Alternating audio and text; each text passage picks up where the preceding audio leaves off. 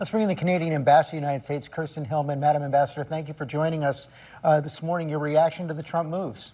Well, I mean, we're disappointed, obviously. This is disrupting an incredibly successful trading relationship, a trading relationship that was just renewed by President Trump in his last term when we renegotiated the NAFTA and brought our trade between our two countries to 99% tariff-free. So we're really disappointed, and we're hopeful that they don't come into effect on Tuesday. We're ready to continue to talk to the Trump administration about that, and in particular about all the work that we're doing with them and on our own with respect to the border and the issues that the president has said are at the core of this move. What could happen between now and Tuesday that would prevent the tariffs from being implemented? Well, I mean, I think that is really something that is in the president's hands. We've been meeting nonstop with his border officials. We've invested $1 billion in furthering some of our equipment on the border, ensuring that we have the boots on the ground, working with the U.S. Police Service on joint training, joint exercises, going to China with them to deal with the precursor problem. So we are leaning in hard on this, and we feel that we've made incredible progress. You know, illegal crossings between Canada and the United States, as you said in your opener, are less than 1% of the crossings into the United States. But even at that, they're down 89% in recent months. So please, sorry, go ahead.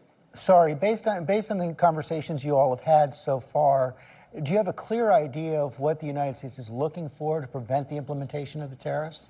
Well, the focus has been on the border, fentanyl and illegal migration. And as I say, we've invested in a lot of equipment. We've invested in additional infrastructure, and we have put together a plan that we are implementing with the border czar, Tom Hillman. We met with them on Friday. We walked through it. We have joint exercises. We have joint training, and we're going with officials from the White House, our police agency, to China in the coming days to try and grapple with the precursors issue. So it's hard to know what more we can do, but we're obviously open to any other suggestions that come our way. So you've had these lower-level conversations, but nothing between the Prime Minister and the President?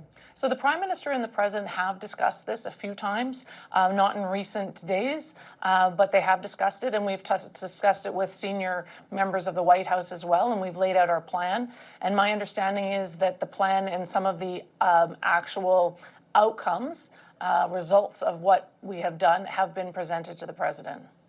President Trump seems to be banking on the prospect that Canada is going to back down.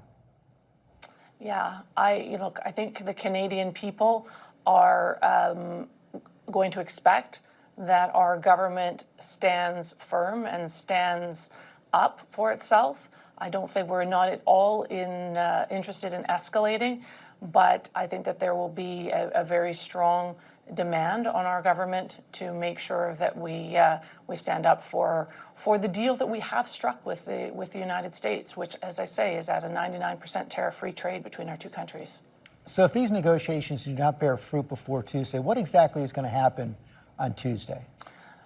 So on our side, we will be implementing 25% tariffs on U.S. products. We will go up to $100 billion worth of products. We will start with about $30 billion, and then we will give notice of the remainder of the products, probably for about 21 days, and then implement those if need be, if we haven't found a way out of this situation. And what will be the message to Canadians? Would it be to stop using products from the United States, a boycott? Well, I'll be honest, we as a government aren't necessarily needing to send that message. Canadians are perplexed, I think disappointed. We view ourselves as your neighbor, your closest friend, your ally, you know, a country whose citizens have fought and died with you around the world in defense of values that we share, who come to the aid of the Los Angeles fires most recently, and I think are really perplexed by this move. So I don't think anybody will need to tell Canadians what to do. I think that they will make their decisions on their own. You say perplexed. Do Canadians feel betrayed? I think they're confused. I don't think they understand where this is coming from. I think they know the degree to which we have made every effort to address the president's concerns, and so they just don't understand where this is coming from. And probably there's a little bit of hurt, right? We have 400,000 to 500,000 people that move back and forth between our two countries every day.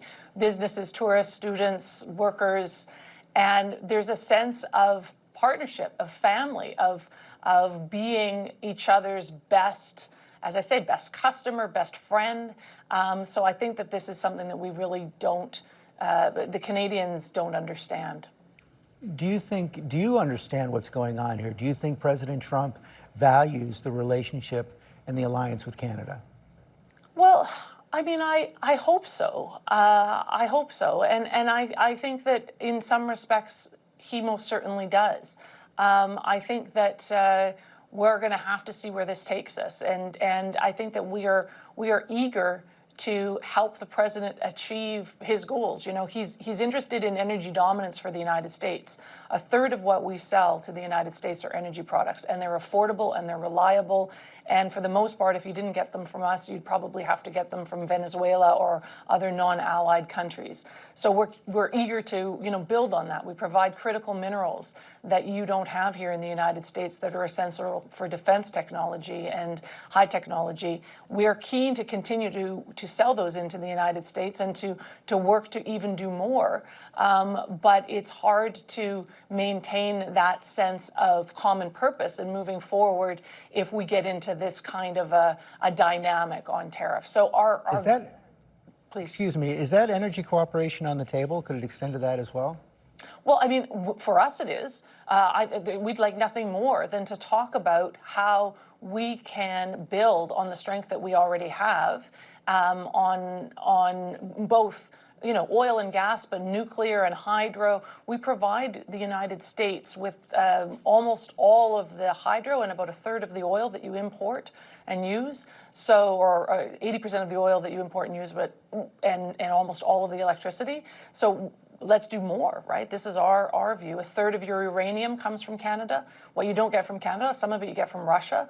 Why not get it all from Canada? You know, these are our perspectives on this. We'd like to double down on everything that we are doing rather than getting into a dynamic that takes us down a road of ripping apart some of these excellent aspects of our relationship.